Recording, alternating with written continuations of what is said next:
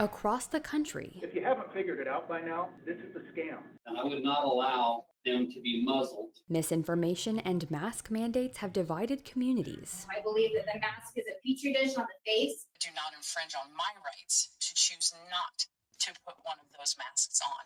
If you know that wearing that little piece of covering over your face and your mouth and nose could save a life, wouldn't you do your part? Caught in the crosshairs.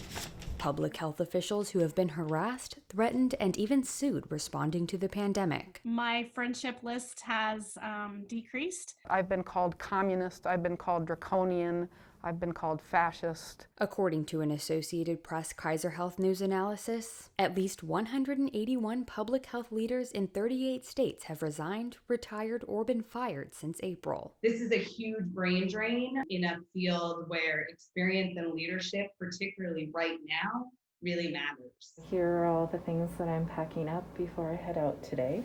It's still, even on my last day, it was a really hard decision to make. It was like textbook, the description of what burnout is and what I was feeling, and intellectually and emotionally and physically. I kept thinking like the cavalry is going to come, and it never did.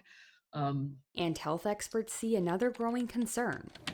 At least 24 states have crafted legislation to limit public health powers. And stripping those powers puts us in a bad place moving forward. Despite a lack of support or resources, some public health officials say leaving during the pandemic isn't an option, but they've come close. I've had a couple of breaking point moments, where I just really fell apart, And that's not normally me.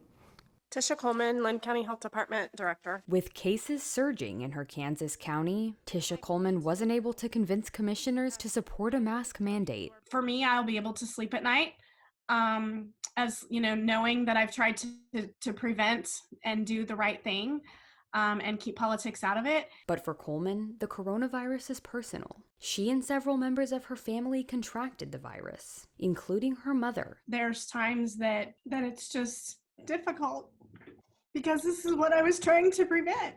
But I will continue on this journey with my mom and continue to fight to prevent this happening to someone else. The day after Coleman made her plea for masks, she drove her mom to the hospital. Nina Worthington died less than 3 weeks later. Krista Fourier, Associated Press.